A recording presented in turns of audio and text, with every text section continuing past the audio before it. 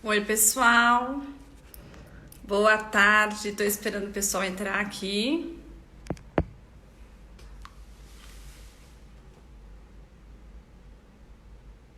Boa tarde. Eu tô aqui hoje para falar um pouco para vocês sobre as grandes mulheres da atualidade, tá? Vou esperar um pouquinho para as pessoas entrarem. Queria começar agradecendo o Shopping Cidade Jardim e o Mink por terem me convidado, né? Eu amo estar aqui, acho que é uma ótima oportunidade de a gente trocar também. Eu não gosto só de falar. Semana passada entrevistei o Edu, foi muito legal. E hoje a gente vai falar sobre esse tema que eu amo, que são mulheres que me inspiram. E eu espero que vocês saiam hoje dessa live com essa inspiração também, né? Que eu possa deixar uma sementinha aqui para vocês se inspirarem através da história dessas mulheres. Lembrando que hoje também é dia das mães. Hoje não, esse fim de semana vai ser dia das mães, então eu acho que é um motivo pra gente celebrar a história de várias mulheres, pra gente pensar em pessoas que nos inspiram de alguma forma, tá? Eu vou dar mais um minutinho pra gente começar e aí eu vou começar o meu top 10. Eu tive uma ideia, que eu não sei se vocês vão gostar ou não, que eu fiz um top 10 de mulheres que me inspiram. Cada uma tem uma motivação diferente. E aí tem espaço pra eu falar de mais três. Vamos ver como é que a gente vai em relação ao tempo. E aí, se der tempo, eu vou falar dessas três. E a gente vai abrir um pouco depois pras conversas aqui. Pra vocês também falarem das mulheres que vocês admiram, que inspiram vocês, que são realmente símbolos da atualidade, né? Então, agora são 5 horas, eu vou começar, tá? Primeiro eu queria agradecer a presença de todo mundo que tá aqui nessa iniciativa bacana da Academia CJ Mink. Então vamos lá, pessoal. Eu vou começar falando, eu quero começar por uma brasileira e terminar com uma brasileira também, tá? E eu vou começar pela Marta, jogadora de futebol. Tá? E pra mim ela simboliza o esporte. E por que eu acho que é importante a gente falar da Marta aqui? Porque ela foi contra todas as estatísticas, né, que podiam ser contra ela. Ela conseguiu vencer e ela é um exemplo para muita gente, tá? E assim, ela veio de uma cidade, Dois Riachos, que tem menos que tem aproximadamente 10 mil habitantes. Ela sempre foi muito boa no esporte que não é reconhecido, né? Se tem futebol feminino, é um esporte difícil até lá fora. Imagina aqui no Brasil, né? Com um pouco patrocínio e tal, é um esporte difícil. E ela se fez internacionalmente, né? É muito engraçado que a gente vê esses casos. Pessoas que às vezes são mais bem-sucedidas fora e depois estão aqui no Brasil e fazem a sua história aqui, mas que ficaram famosas lá fora. E eu acho a história da Marta muito legal, só lembrando que ela foi 6 vezes melhor jogadora do mundo pela FIFA. Isso é um fato inédito, tá? Ninguém nunca ganhou esse prêmio 6 vezes, né? Nem no masculino, nem no feminino. Ela realmente é um recorde. E aí esse feito foi tão especial que ela ganhou o título de embaixadora da ONU para a igualdade de gênero, tá? Então realmente é um fato muito especial. Outra coisa que eu acho importante a gente falar é que a dificuldade dela nesse esporte, né? Porque é um esporte que tem muito preconceito, né? O futebol feminino, né? A gente viu a Copa já tá em outro nível do que estava antes, mas só para vocês terem uma ideia, até 79 o futebol feminino era proibido no Brasil, tá? Então, pra vocês imaginarem. E ela, quando começou a jogar, a história dela fala um pouco sobre isso, que os irmãos não queriam que ela jogasse, tá? Porque ela ficava sendo falada, eles ficavam tirando sarro da cara dela. Então, assim, realmente foi muito difícil pra ela. Outra coisa que eu acho bacana a gente falar também é como ela abrindo esse caminho, outras meninas que têm esse talento podem se ver representadas, tá? Então, uma coisa que eu queria até usar um exemplo, que a gente tá falando de atualidades, eu acho que é importante a gente falar aqui. Eu não sei se vocês lembram de uma campanha, quem nunca assistiu essa campanha, eu sugiro que vá assistir, que é uma campanha da Procter & Gamble, que é #LikeAGirl.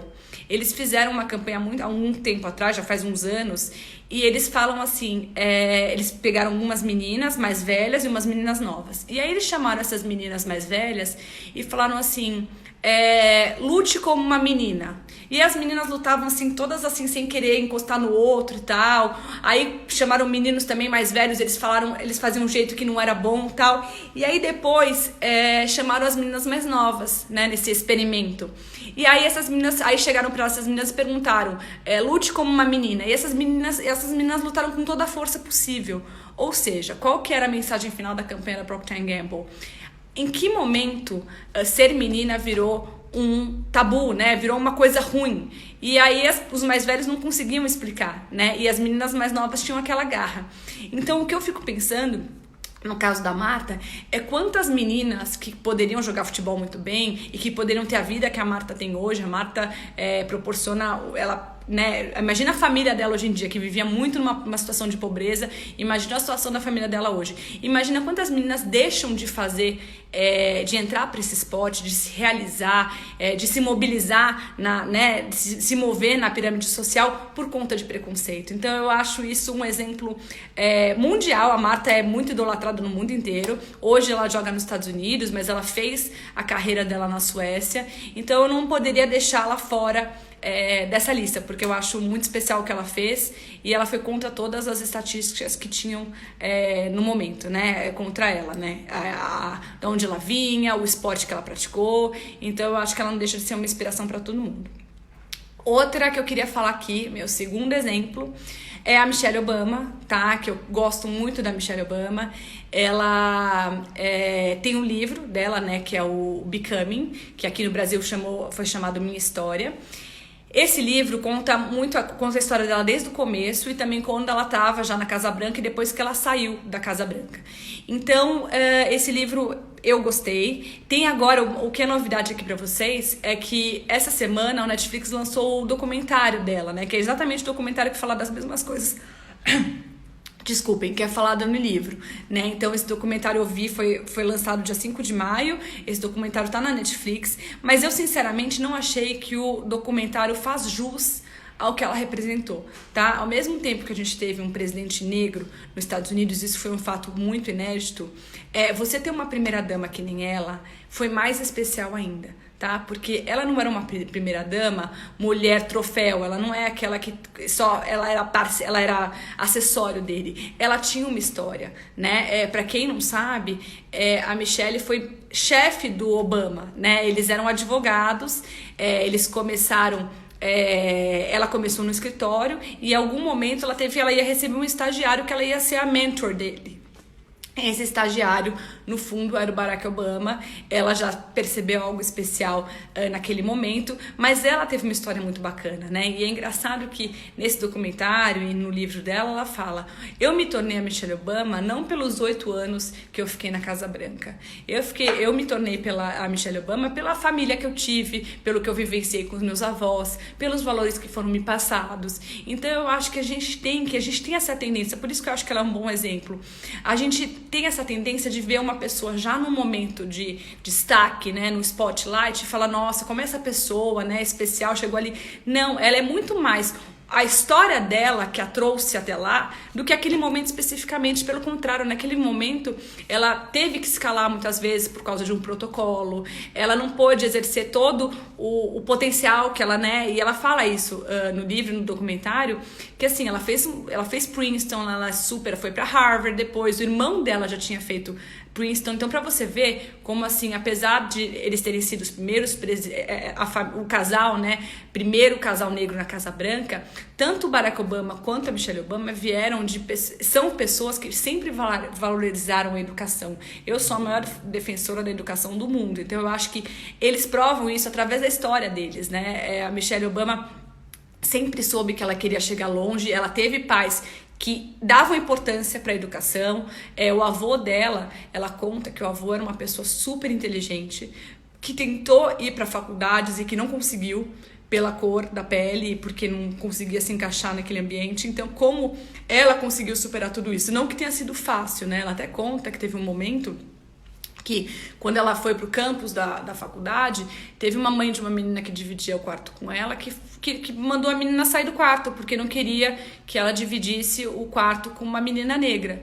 Então, assim, imagina a pessoa tá lá, já teve um esforço para chegar lá, meritocraticamente, ela não chegou lá por nada, e ter que conviver com essas histórias. Então, imagina, a gente já tem que trabalhar nossa autoestima com tudo tão fácil em alguns casos. Imagina uma pessoa que tem essas barreiras a mais, né? Como que ela tem que ter força, né? E ela sempre falou, eu acho muito bacana, que ela sempre falou que na sala de jantar da casa dela, ela nunca era vista como uma pessoa que não poderia chegar em lugar nenhum. E ela levou isso pra vida, né? E a gente viu onde é que ela ia chegar. Então eu acho que assim, eu gosto muito desses exemplos desses casais, porque eu acho que aquela coisa que a gente ouviu na história por trás de um grande homem sempre há uma grande mulher, eu sou contra isso. Eu acho que ao lado de um grande homem sempre há uma grande mulher, né? Ao lado, não atrás. Porque, assim, até a história dela diz isso, porque ela foi mentor dele, né? Ele ia fazer estágio com ela. Então, isso mostra que eles se respeitavam muito intelectualmente, né? E ela conta que ela teve que fazer uma escolha. Para dar o espaço para ele brilhar, ela teve que se recolher profissionalmente em algum momento, porque ela tinha 2 filhas, e é uma escolha que as mulheres fazem muito, né? A gente tem que escolher, muitas vezes, a família por um momento. Então, assim, mas eu acho que essa parceria dos dois, como esses homens que chegam nessas posições e têm essas mulheres tão especiais, como eles as escutam e como elas têm um papel essencial na vida deles, até no mandato, né, indiretamente, que a gente não vê. Então, eu acho que ela é super inspiradora. Ela é o tipo da pessoa que você vê muito no documentário. No documentário dá pra ver melhor do que no livro. Que todo mundo que trabalha com ela ama trabalhar com ela. Que ela é uma pessoa muito gentil, muito educada, muito real. Eu acho que agora, na época da quarentena e do isolamento e tal, num momento tão difícil que a gente tá passando, a gente quer pessoas reais, né? E eu acho que essa a história dela é de uma história, ela é muito real, né? Tanto que no começo os discursos dela na campanha do Obama foram super legais, mas em algum momento o documentário, eu tô ouvindo aqui uma amiga perguntar, o documentário qual que é o nome, é Minha História em português, mas como você tá na Austrália, é Becoming, tá no Netflix, tá? E ela fala que quando ela estava na campanha, ela fez alguns discursos super bacanas, porque ela tem muita capacidade intelectual, né? Então ela faz discursos legais. Mas em alguns momentos, eles eram tão, como é que eu posso dizer, apaixonados, né, que ela teve que se retrair. Então esses 8 anos da Casa Branca foi um momento que ela teve que ficar na dela há muito tempo, né? Então ela até fala que quando ela entrou no Air Force One, que ela saiu, né, é uma sensação de dever cumprido, mas uma sensação de você poder respirar. Porque você tá tendo que ser o exemplo o tempo inteiro para as pessoas. Você imagina a responsabilidade de uma primeira-dama dos Estados Unidos, que é o país mais importante do mundo. Além de tudo, ela tem esse peso de ser a primeira-dama negra e passar muitas coisas legais. Então, ela se sentia muito cobrada, até internamente. Não pelos outros, mas por ela mesma. Então, eu achei... A história dela sempre me inspira. Eu acho que ela sempre tem uma coisa bacana pra falar. Eu acho que a gente vive também a era de falsos gurus. Eu acho que ela é uma guru real, assim. Acho que ela é uma guru porque ela conseguiu muita coisa, porque ela é uma pessoa do bem. Outra coisa que eu queria falar também é que... Peraí, tem uma coisa aqui que eu queria falar pra vocês. A gente vê muitas pessoas falando agora de vulnerabilidade e tal, e ela já falava isso há muito tempo atrás, né, a Michelle Obama, de como as pessoas têm que ser reais, de como as pessoas têm que buscar a sua história. Então, um trabalho que ela foca muito nos trabalhos que ela faz depois que ela saiu da presidência, né, do cargo de primeira-dama, ela foca muito em educação. E ela vai muito para esses grupos de jovens e tal, para universidades, para as escolas como a gente fala, de high school, né, de ensino médio, que ela vai nos Estados Unidos fazer fóruns e tal, e as pessoas falam, nossa, mas como é que eu faço pra sair da estatística, né, pra ter uma história bacana, pra me diferenciar? Ela falou, olha, o degree você vai conseguir, né, você vai conseguir se formar, mas o que vai fazer da sua vida especial é realmente a sua história, é como você carregou esses valores ao longo da vida, as atitudes que você teve perante a sua vida. E eu acho que ela me passa uma coisa muito sincera, então eu acho que ela me inspira por conta disso. Ela ela até teve uma campanha quando ela saiu, que ela ia ser a próxima presidente dos Estados Unidos, que as pessoas gostam muito dela, mas eu acho que não é o caminho, né? Ela tenta agora, ela tá trabalhando com o Barack Obama também em documentários, ela tá produzindo coisas pra Netflix, ela fez o American Factory com ele, ela fez também um documentário agora, chamado que tem a ver com a Disability Revolution, que é como se fosse como as pessoas estão superando como é que é a palavra? Deficiências para conseguir fazer as coisas. A vida das pessoas com deficiência hoje é muito diferente de 50 anos atrás. Então ela fez um documentário sobre isso. Ela tem grupos como chamado Reach Higher, que é justamente acompanhar esses jovens na faculdade, fazer com que eles tenham uma vida profissional bacana depois. Claro que agora o momento que a gente vive é um momento muito complexo, né, de desemprego e tal. Por isso que a esperança, né, que eu acho que é uma palavra que eles carregaram tão bem, esse casal, né, Obama, é tão importante, né, porque as pessoas agora não estão conseguindo ver uma luz, e eu acho que ela tem uma luz que brilha muito forte, assim, as pessoas conseguiram conhecer um pouco mais dela depois que ela saiu, né, porque ela conseguiu voltar a ser ela mesma. Eu acho até uma coisa bacana que ela fez aquela transição capilar, ela andava com aquele cabelo liso, ela assumiu o cabelo dela normalmente, então eu acho que a impressão que eu tenho é que agora ela tá podendo ser mais ela, e ela vai influenciar de novo no caminho de real influencers. Eu acho que ela é um ótimo exemplo, eu acho que ela é super inspiradora, tá? Outra, então ela vai na categoria, a Michelle Obama eu coloquei na categoria inspiração. Agora a gente vai para a categoria meio ambiente. Então, quem eu pensei de meio ambiente? Não dá pra falar de outra pessoa que não seja a Greta Thunberg, né? Que é aquela menina que foi capa da Time, né? Como pessoa do ano, o ano passado. E realmente tem feito um trabalho incrível de conscientização. Eu acho que ela mostra duas coisas.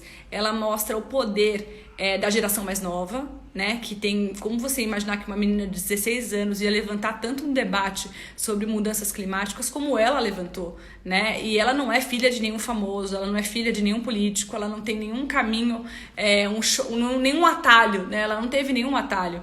Então eu acho que a história dela por isso já chama muito atenção, e ela ser essa pessoa normal.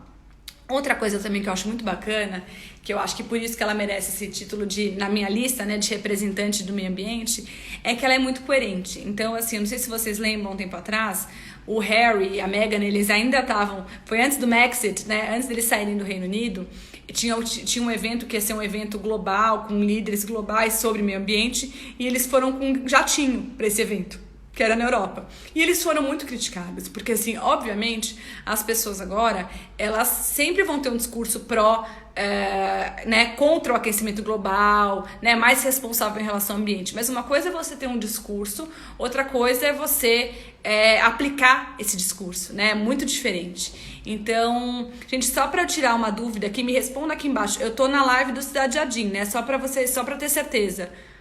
Alguém me responde aqui? Porque eu tô com algumas contas no Instagram, eu quero só ter certeza que eu tô na live certa.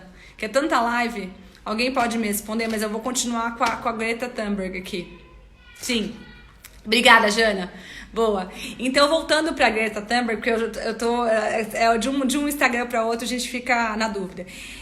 Então, eu acho ela super coerente, porque a gente viu que ela foi naquela conferência da ONU em Nova York. Ela não foi de jatinho, ela não foi nem de commercial, ela não foi nem num voo normal, ela foi naquele veleiro e tal. Então eu acho que a gente quer ver menos discurso, mais atitude, né? Eu acho que é isso que ela mostra que ela é coerente com o que ela fala. Então eu acho isso bacana. Outra coisa que eu queria falar, que eu acho também muito importante no caso dela especificamente, é que ela tem a síndrome de Asperger, não sei se é assim que fala, mas tá dentro do espectro autista. Então ela poderia ser uma menina que teria uma vida mais limitada e tal, e ela usou essa deficiência, que é uma ultra concentração, é um super foco, ela não consegue ficar muito desfocada, é um super foco para uma coisa boa, para uma causa boa. Então ela ficou especialista nesse assunto, ela estuda sem parar aquecimento global, mudanças climáticas. Quando ela faz os discursos dela, é muito embasado em dados e ciência, que eu acho que é uma coisa que a gente está vendo agora, que é o importante, né? Não adianta você ter uma opinião, uma coisa é outra opinião. Você só pode falar se você tiver um argumento, que é baseado em alguma evidência, né? Então, todo o discurso dela é com base nisso, e eu acho isso muito legal. E um exemplo que eu acho que ela fala, que é o exemplo mais nítido da situação que a gente está em termos de clima, né? Que é o seguinte ponto: a casa está pegando fogo. A gente não está prestes a ver a coisa piorar. A coisa já está muito ruim, né? A gente vê todos os fenômenos que estão acontecendo hoje em dia em relação ao clima, e é tudo muito atual. Não é que vai ficar ruim daqui a 10 anos, já está muito ruim agora, né? E um exemplo de como ela é relevante é que ela vai para todos os fóruns, né? A gente teve Copenhague, todos os fóruns desse tema, ela está lá, né? Então ela virou uma figura política, né? Acima de tudo, até com a idade dela, tal, ela virou uma figura política. Então eu acho ela um case. Ela é tão relevante que o Arthur Virgílio, no momento que a gente está vivendo agora, que é o prefeito de Manaus, pediu ajuda para ela divulgar a causa de Manaus e de relação ao Covid, só para vocês terem uma ideia do alcance que ela tem, né? Ela vai de Nova York até Brasil, até todos os lugares do mundo, e com a causa que é a causa da mudança climática, que é uma causa tão urgente e tão atual, né? Deixa eu ver se eu tenho mais alguma coisa para falar sobre ela. Da casa, falei, eu acho que é isso. Se vocês quiserem depois comentar alguma coisa sobre uma dessas mulheres que eu tô falando, vocês podem entrar, podem me perguntar aqui e a gente vai falando. Outra pessoa que eu vou falar, que eu acho que essa é uma das que eu mais adoro e mais admiro, que é a Melinda Gates. A Melinda Gates, para quem não conhece, ela é mulher do Bill Gates. Ela é uma das maiores filântropas do mundo, né? O foco dela tinha sido até então com a Fundação Bill e Melinda Gates. Ela estava trabalhando muito a saúde nos países pobres. Eles erradicaram a malária, eles estavam trabalhando com a polio e tal. Eu sou super fã dela, e agora o trabalho dela está sendo muito focado em educação e meninas, né, na causa feminista e tal. Então eu acho que ela é um super exemplo. Ela, de novo, como a formação da Michelle Obama, que eu falei também que é exemplar, a formação da Melinda também é exemplar. Ela sempre trabalhou com ciências de dados e tal. Ela tem uma formação ela foi trabalhar na Microsoft, tá? Não sei se todo mundo sabe essa história. Ela trabalhava na Microsoft, ela conheceu o Bill Gates lá, né? Enquanto eles estavam... Ele era um fundador, mas ela estava trabalhando. Ela chegou a ter uma equipe com um monte de gente que ficava abaixo dela.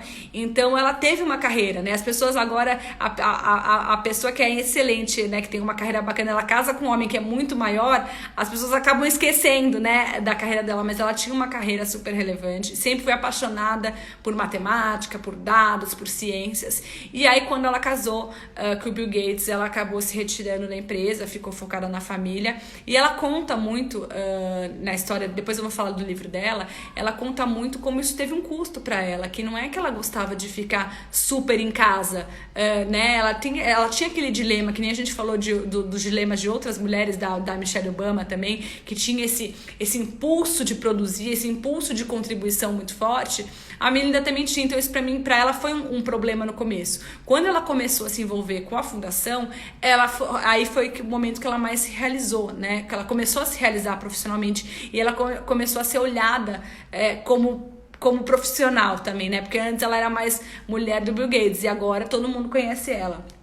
Ela, junto com o marido, eu acho que ela é a emoção meio racional também, mas a emoção do Bill Gates. Eu acho que os dois juntos fazem um casal que tá tendo uma posição nesse mundo de filantropia. Hoje eu acho que são os mais importantes. Eles acabaram criando o Giving Pledge, que é um acordo de bilionários, né? Começou nos Estados Unidos, mas hoje tem pessoas que aderiram a esse acordo no mundo inteiro, que é doar a maior parte da sua fortuna, né? Então, para vocês terem uma ideia, o Warren Buffett, ele doou a maior parte da fortuna dele, ele já se comprometeu a dar para a Fundação Bill e Melinda Gates, porque ele sabe que ali as pessoas vão gastar bem o dinheiro dele. Então, você imagina que se o Warren Buffett confia, que o trabalho é muito bem feito.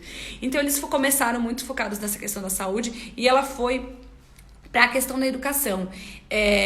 Então, eu queria falar agora sobre um livro dela, que eu acho que o livro dela é fantástico. Eu, como gosto dela há muito tempo, eu já venho seguindo o trabalho dela faz tempo, mas o livro em inglês chama The Moment of Lift, e em português chama O Momento de Voar, né? Esse livro eu acho que é um manual de por que o tema de gênero, o tema das mulheres, ele é tão relevante. Eu acho que ela explica ali capítulo por capítulo. É um livro de casos reais, não é um livro de intelectuais, é um livro de histórias de pessoas, que ela viajou o mundo inteiro com a fundação. Então eu acho que eu até no meu destaque do Instagram tenho os resumos do livro, porque eu acho que tem muita gente também que não tem tempo de ler o livro inteiro, mas no meu Instagram tem os destaques para vocês verem os trechos do que ela fala. E ela fala tanta coisa bacana. Uma das coisas que ela fala é como a educação de meninas, que é um dos objetivos dela, ele, além de aumentar o PIB de um país, né, ele tem outros efeitos. As crianças, os filhos de mulheres educadas, eles morrem menos. Né? Os filhos de mulheres educadas, eles têm mais chance de ter uma educação também. É um efeito geral, é um efeito benéfico para todo mundo. Os salários aumentam, você tem maior produtividade das empresas, você consegue também ter menos casamento infantil, que é uma coisa super, é um problema que não acontece em todos os países, mas ainda acontece muito. Então tem um benefício imensurável essa educação dessas meninas. E eu acho que ela aponta todos os casos muito bem. E ela fala, o que eu acho muito bacana nas viagens que ela faz para esses países que precisam de muita ajuda, que tem uma pobreza extrema, ela fala, nesse meu trabalho, uma das coisas mais importantes é a escuta, né? Porque às vezes você chega você chega direto dos Estados Unidos, as pessoas sabem que você é a mulher do Bill Gates, sabem que você tem dinheiro para ajudar, mas às vezes não é, você está ajudando de uma forma que não é o que ela precisa. Então eu acho que, de novo, uma coisa que o nome do livro aqui no Brasil é O Momento de Voar. Tá? Que já vi que me perguntaram, o momento de voar. Em inglês é The Moment of Lift. E aí, ela fala que você precisa escutar o outro, porque às vezes você vem com soluções prontas e essas soluções não se encaixam, né? Outra coisa também que ela falou, que tem uma questão muito cultural. Então tem lugares, por exemplo, um assunto super pesado, que é a mutilação feminina e tal, faz parte de culturas. Você tem que mudar a cultura de um país, a cultura de uma nação, para você conseguir mexer naquilo. Senão, se você chegar com uma solução pronta, aquilo simplesmente não vai funcionar e vai ser um dinheiro mal gasto, né? Então eu acho que ela traz todo esse conhecimento, que é um conhecimento prático, não um conhecimento de uma sala de reunião porque eu falo, né, PowerPoint aceita tudo, né? Então quando você faz um projeto no papel é maravilhoso, mas ela esteve lá. Ela até conta que eles têm 3 filhos. Uma vez ela foi de férias com a filha dela, acampar na África, ficar na casa, não foi acampar, ela foi ficar na casa de uma família, sei lá, 15 dias, pra ver como é que aquela família vivia. Então eu acho que isso é muito real, né? De novo, aquilo que a gente preza hoje em dia, que é a pessoa real, a pessoa que não fica só falando. Ela é muito boa porque ela faz isso, porque ela vai lá e ela vê como funciona, ela vê o que a pessoa precisa, ela vê quais são as reclamações, ela vê quais são as aspirações dessas pessoas. Então eu acho que isso que faz dela diferente dos outros, tá? Inclusive, uma das brigas que ela acabou pegando para ela foi a questão do planejamento familiar, né? A gente vê que geralmente países mais pobres, as pessoas mais humildes têm muitos filhos, e como lidar com isso para ela foi muito difícil, porque ela vem de uma família super católica, então ela teve que comprar a briga dos anticoncepcionais. Então, assim, o trabalho dela é muito completo, e eu acho que esse livro eu vejo como um guia para alguém que queira saber por que esse assunto é tão importante. Eu acho que o livro dela é maravilhoso, e é uma linguagem fácil, não é um livro, né, que tem uma linguagem muito refinada, é uma linguagem de história de vida de pessoas, de mulheres. E eu acho que isso é impossível você ler um livro desse e você não se emocionar, né? Então eu acho que esse livro é uma grande dica falando sobre ela. Outra coisa que eu queria contar aqui pra vocês dela, o desafio, deixa eu ver se tem mais alguma informação da Melinda pra contar. Não, acho que da Melinda é só, depois se tiver tempo a gente consegue falar um pouquinho mais da Melinda. Outra pessoa no campo do entretenimento que me inspira muito, Oprah, né? Eu acho que, não sei se vocês gostam dela, eu gosto muito da Oprah. Eu acho que ela encontrou um meio de se comunicar com o público que eu acho que ninguém mais encontrou. Os talk shows dela pareciam que você estava falando realmente com uma amiga, por isso fez tanto sucesso. Foram 25 anos de talk show. Ela também, eu acho que ela tem esse traço de ser muito real, de se emocionar junto com as pessoas, de tirar das pessoas de uma forma muito como é que eu posso dizer, muito especial, que elas têm de melhor para falar. Então eu acho que ela deixou até hoje que ela tá fora da televisão, ela tem inclusive o canal dela, né? Ela fez a rede dela. Eu acho que mesmo assim ela deixou um vácuo, porque na minha opinião, isso é opinião pessoal, tá, gente? Não é opinião geral, mas assim, Ellen DeGeneres, todos os entrevistadores, eu acho, tem um que eu gosto muito, que é o Trevor Noah, mas é sobre... Não, tem brasileira também, eu vi que tem gente perguntando, eu abri com a Marta e vou fechar com uma brasileira, mas eu só quis dar esses exemplos, mas depois a gente vai falar das brasileiras também, pode deixar que eu não vou esquecer. Mas de entretenimento, eu acho que ela mudou a história do entretenimento com os talk shows. Ela também tem uma história muito difícil, né? Ela hoje, a gente estava sentindo falta dela, mas ela tá hoje com alguns programas. O que eu gosto de ouvir são os podcasts delas, os podcasts que ela faz, chamado Super Soul Sundays. Então, quando vocês quiserem ouvir um pouco dela e relembrar momentos de entrevista, que eu acho que ela faz muito bem, vocês podem procurar no Spotify, Super Soul Sundays. E ela conta também, ela gostava muito da Maya Angelou, que é uma escritora também que eu gosto muito, uma poetisa, e ela fala uma coisa que eu acho muito bacana. Use a energia da sua personalidade para servir a sua alma, né? Eu acho isso tão profundo. Use a energia da sua personalidade para servir a sua alma. O que isso quer dizer? O que você gosta de fazer, o que você quer fazer, é dali que vai vir a sua contribuição para o mundo. Pode ser através do seu trabalho, isso não necessariamente vai vir através do trabalho, mas é alguma coisa que só você sabe a resposta. E ela conta, mais especificamente no caso dela, que eu acho legal essa história, que ela, quando ela tinha 16 anos, ela estava no high school lá nos Estados Unidos, e ela conseguiu um trabalho numa rádio, e depois ela foi para a televisão, né? E aí ela era repórter. E algo dentro dela falava pra ela, isso aqui não é o que eu gosto de fazer, isso aqui não é o que eu gosto de fazer, eu tenho que mudar, eu tenho que mudar. E aí algumas pessoas falaram pra ela assim, nossa, mas você já conseguiu um trabalho na televisão, como é que você vai desperdiçar isso? Isso é muito maravilhoso, fica aí, você vai desperdiçar. Mas ela sentia dentro dela que aquilo não era o melhor que ela poderia fazer. E ela recebeu uma proposta para ir para um outro lugar, foi para uma outra cidade, e ela começou como repórter também, não estava dando muito certo, e aí repita a frase, por favor, vou repetir, use a energia da sua personalidade para servir a sua alma, tá? Então, depois eu repito se vocês quiserem de novo. Conceição, é isso. Use a energia da sua personalidade para servir a sua alma. Então, voltando para onde eu estava, ela estava nessa outra cidade também fazendo reportagem que ela não gostava. E aí parece que a coisa não estava muito bem. E a emissora que tinha contratado ela falou, olha, você vai sair, mas como a gente já te pagou durante esse ano inteiro, fica aí, a gente vai te dar um talk show. E aí que ela falou, quando ela viu aquele talk show, ela falou, é isso, this is it, é isso que eu quero fazer pra minha vida, é daí que eu vou tirar o melhor das pessoas. Então eu acho que ela teve esse clique, eu acho que a gente tem na vida esses insights, eu já tive vários em relação, hoje eu faço uma coisa que eu amo e é por conta desses insights que eu tive de isso eu gosto, isso eu não gosto. E ela fala muito que eu acho legal, ela fala, você saber o que você não quer fazer já te ajuda muito. Né? Às vezes a gente fica procurando o que eu sou boa, o que eu sou boa, o que eu sou boa. Esse caminho ele é difícil, mas se você souber o que você já não é boa, o que você não gosta de fazer, o que não é o seu melhor, isso já vai te colocar na trilha novamente. Então isso já é uma ajuda muito, muito boa. E ela conta essa história e ela fala sobre isso.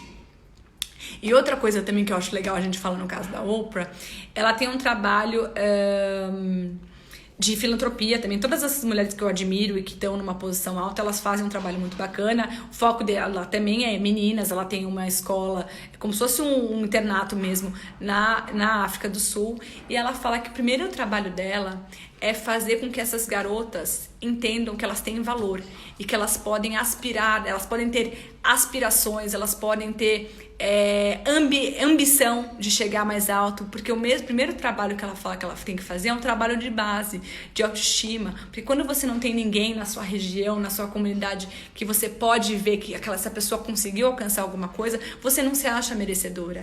Então eu acho que isso é uma coisa que eu acho que ninguém tinha se tocado, mas eu acho que quando ela falou isso me pegou muito. Assim, primeiro você precisa convencer aquelas meninas que elas podem tudo, porque elas nunca viram isso na história delas. Então esse é um trabalho que ela tem que fazer muito de base antes dessas meninas chegarem em universidades, que ela tem, né, uma dessas meninas já chegou em Stanford, muitas vão para essas universidades porque ela consegue tudo de bom e do melhor para essas meninas que ela consegue atingir. E ela fala que quando ela quis fazer essa escola lá, ela chamou um arquiteto e queria fazer os closets para as meninas, e o arquiteto falou, imagina, você não precisa gastar dinheiro com isso, essas meninas não têm nem casa. Ela falou, e daí? Eu quero que elas se acostumem com coisa boa e elas se achem merecedoras de coisas boas, né? Não é porque eu tô ajudando, porque elas saíram de uma coisa muito pior, que elas não merecem algo bom, porque senão elas nunca vão se achar merecedoras.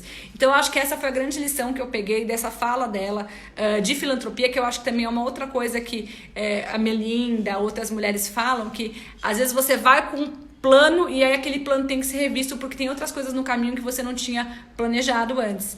Então, e que não estavam fora da sua experiência pessoal. Você nunca imaginou que você tivesse que pensar nisso. Agora voltou. Deu uma travada, agora voltou. Que eu acho que é uma coisa importante, né? Você construir essa autoestima, você conseguir incutir na cabeça dessas pessoas que elas podem fazer o que elas quiserem. Que isso não é óbvio. Isso é óbvio pra gente, mas pode não ser óbvio pra muita gente. Então essa que foi uma grande lição. E ela falou... Desculpa, gente. De novo, ela citou a Maya Angelou, que eu acho que é uma excelente também poetisa, que também me influenciou muito, escritora e tal. E ela fala que uma vez ela estava conversando com a Maya Angelou e ela falou, eu acho que o meu legado vai ser essa escola, né? Essas meninas, todo o trabalho que eu fiz com elas. A Maya Angelou falou, não, o seu legado não vai ser esse. O seu legado vai ser todas as pessoas que você influenciou de alguma forma e que mudaram de vida por sua causa. Então, por exemplo, se ela fez um programa que falava de violência sexual e tal, e que alguma mulher que viu aquele programa deixou a casa dela, fez uma denúncia, aquilo faz parte do legado dela como comunicadora. Ela influenciou a vida daquela mulher, né? Ela influenciou a vida daquela mulher a não aguentar mais aquilo. Se ela viu alguma pessoa que viu o programa dela e deixou de beber e procurou o Alcoólatras Anônimos, aquilo também faz parte do legado dela. Então eu acho que a gente tem que... Eu achei essa também uma super lição, porque assim, às vezes a gente acha que uma conversa com alguém ou alguma coisa não faz diferença na vida da pessoa, aquela nossa atitude que influenciou aquela pessoa pode mudar o rumo daquela história. Então, se você convenceu uma pessoa a fazer uma denúncia, se você convenceu a pessoa a sair de um trabalho que estava deixando aquela pessoa deprimida, se você ouviu essa pessoa e essa pessoa se sentiu mais acolhida, aquilo também faz parte do seu legado. O seu legado não precisa ser uma coisa física, uma coisa concreta ou uma coisa grandiosa. Aquele pequeno passo que você fez aquela pessoa tomar também pode fazer parte do seu legado. E isso é maravilhoso, porque você pode atingir muito mais gente. E não são só as pessoas que têm muito recurso que podem deixar um legado, né? Você pode não ter recursos e você pode afetar a vida positivamente de muita gente. Então eu achei isso muito profundo e muito bacana que ela falou, tá? Agora, outra pessoa que eu vou falar agora no ambiente político, né? Porque senão eu vou acabar me estendendo aqui com as pessoas, porque eu gosto tanto dessas pessoas que eu vou ficar falando 1 hora de cada uma. Angela Merkel. Pra mim, ela é a política mais sensata que a gente tem hoje no mundo. A gente tem, claro, o super case da Jacinda Ardern, que é a primeira-ministra da Nova Zelândia, que está fazendo um trabalho excelente, mas a gente não pode comparar a Nova Zelândia, que tem 5 milhões de habitantes, com os outros países muito grandes, né? Apesar dela estar fazendo um trabalho maravilhoso.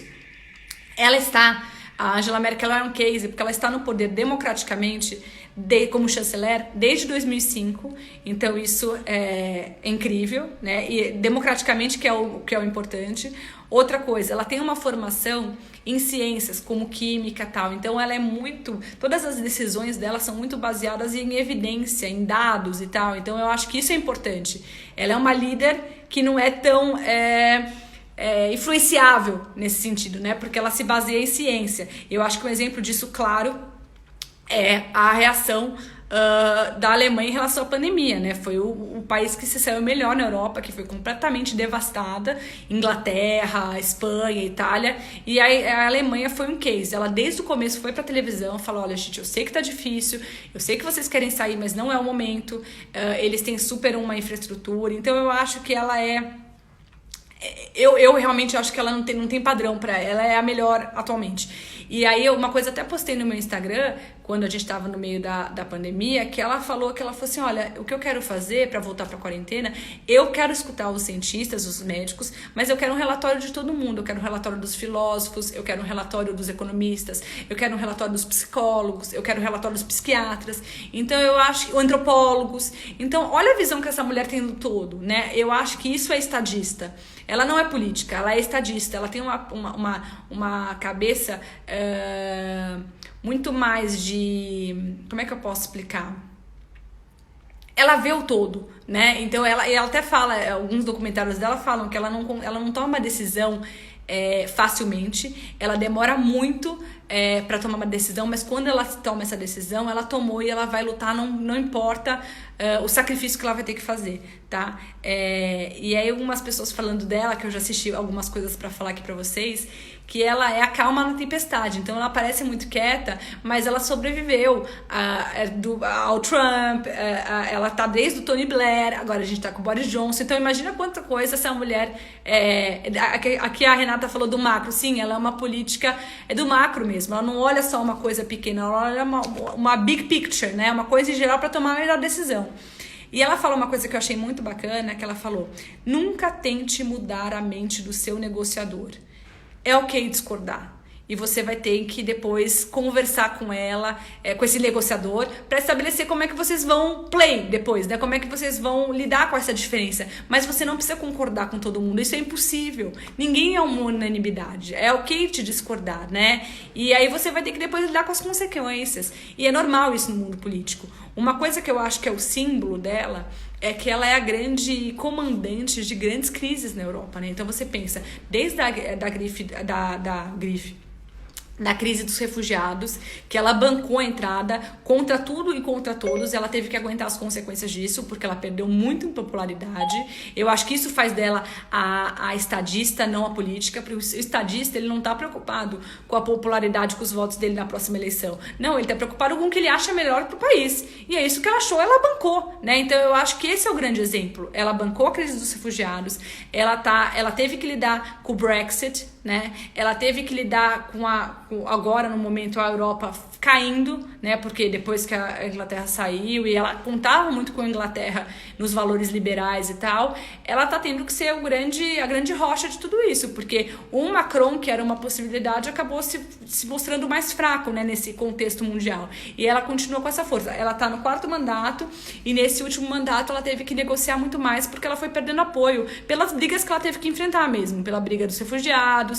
Então, assim, eu acho que ela é a política que eu mais me inspiro, eu acho que ela inspira todo mundo, e quando você olha para ela, você vê força, mas você não vê autoritarismo, né? Então é tão mais bonito você ver a força e não o autoritarismo, é tão fácil você descambar pro autoritário, e ela tem essa força, ela mantém essa força nesse nível de calma e de exemplo para outros países, tá?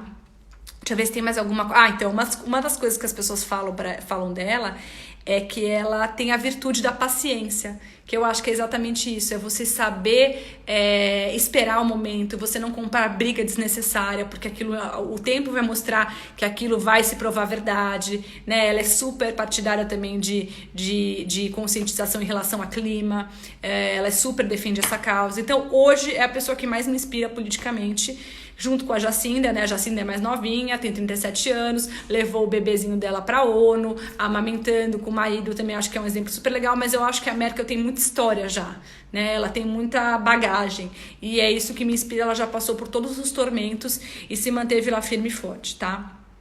Agora, vamos pra literatura. Eu vou falar uma pessoa que me inspira muito, que é a Chimamanda, que é uma escritora nigeriana.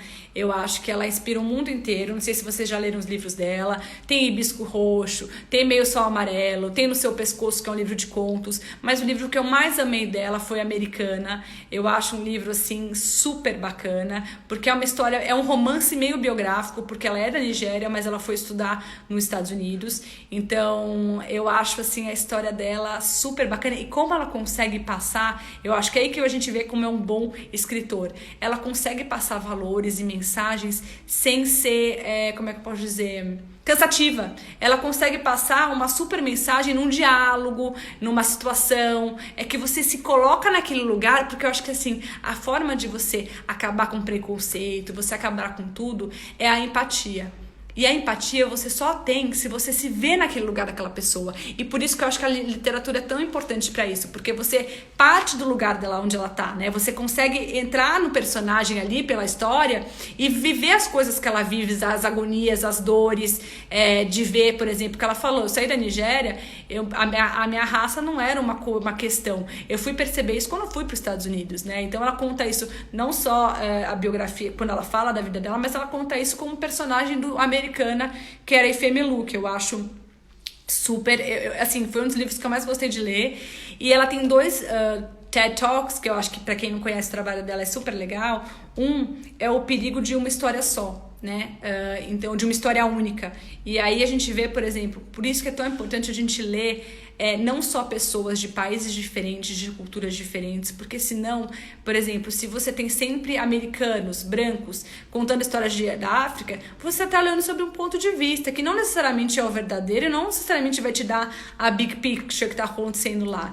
Então eu acho que quanto mais a gente tiver diferentes pontos de vista de uma mesma história, mais real, mais perto da verdade você vai estar, né? Então assim, ela falou que quando ela foi para os Estados Unidos, no campus dela, a menina que dividia o quarto com ela achou que ela não sabia falar inglês, ela tinha uma ideia que ela não falasse inglês, que ela ficasse escutando aquelas músicas africanas. Ela falou, não tem nada a ver, ela gosta de hip hop, ela fala um inglês perfeito. Então, como isso? Por quê? Porque ela só tinha uma visão da África, né? Aquela visão contada por aquelas pessoas.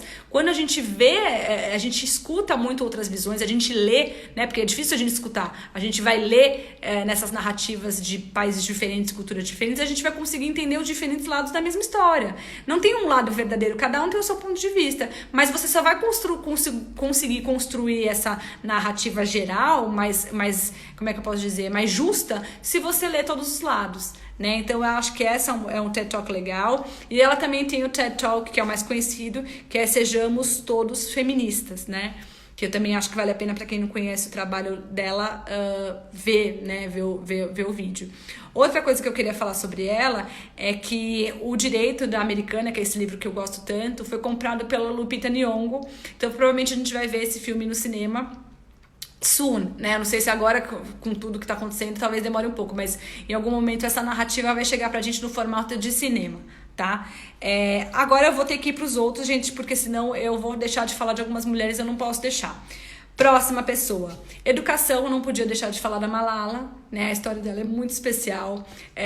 Quem diria que uma menina vindo do Paquistão, com 16 anos, levou um tiro do Talibã, simplesmente porque queria estudar, e virou um símbolo da educação no mundo, né? Ganhou o Prêmio Nobel da Paz. Eu queria falar uma coisa sobre a Malala aqui, que eu acho que é essencial. O pai da Malala era professor. E ninguém no Paquistão acha que uma menina tem que ir pra escola. Tá? Então a importância dele na história dela é muito importante, porque ele teve que ir contra a família, ele teve que ir contra a cidade, ele teve que ir contra os irmãos dele, justamente porque ninguém achava que uma menina tinha que estudar, simplesmente não. E ela fala assim, quando você vê ela falando, eu não queria ficar presa naquelas paredes, eu não queria ficar tendo que cuidar de filho a minha vida inteira, mas naquele país esse é o normal. Né? Então, para você mudar essa realidade, alguém precisa quebrar de uma forma muito grande e muito corajosa essa realidade. E tão corajosa que ela precisou levar um tiro, né? Porque precisaram parar essa história naquele momento. E não conseguiram, né? Isso só fez ela mais forte. Ela conseguiu, se estavam querendo calá-la em Paquistão, ela virou uma voz mundial, né? Então eu acho que isso me toca muito, a história, como o pai dela foi essencial. Eu queria contar uma história só, porque eu acho essa história muito bonita. Nessa cultura paquistanesa, desses países, a mulher só fica cuidando dos filhos, da casa e tal. E o marido não faz nada, simplesmente o marido fica sentado, trabalha, né? Mas não faz nada em casa, ele não tem nenhuma tarefa doméstica. E as mulheres sempre fazem o chá dele e tal. E ele conta, o pai escreveu um livro também, que a coisa que mais o emocionou na vida foi o momento que ele estava em Oxford e o reitor de Oxford foi preparar o chá para Malala. Então você imagina uma pessoa no meio do Paquistão que não é filho de nenhum ditador, não é nada.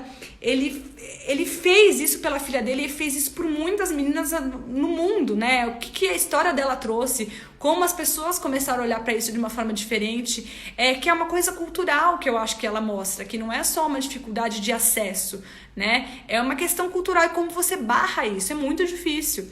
É muito difícil você convencer, tanto que a Melinda fala no vídeo dela, no livro dela, se vocês forem olhar, todas as mulheres que eu admiro, elas têm esse denominador comum, que é a educação, todas têm meio que esse denominador comum. E a Melinda fala que também em países que são extremamente pobres, a ida da mulher para a escola é uma coisa que não faz sentido porque eles precisam sobreviver e essa menina vai fazer diferença em casa, para cuidar dos filhos, para cuidar da casa.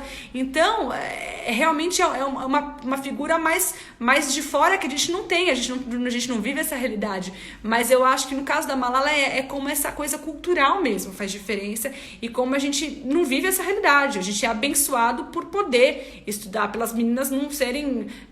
e como que pode se perder, né, gente? De PIB, de patente, de tudo que essas meninas poderiam gerar para a economia e para o mundo, que fica ali preso, né? Porque essas meninas não têm nem o direito a sonhar, a ser alguma coisa. Então, realmente, a história dela me pega e me emociona.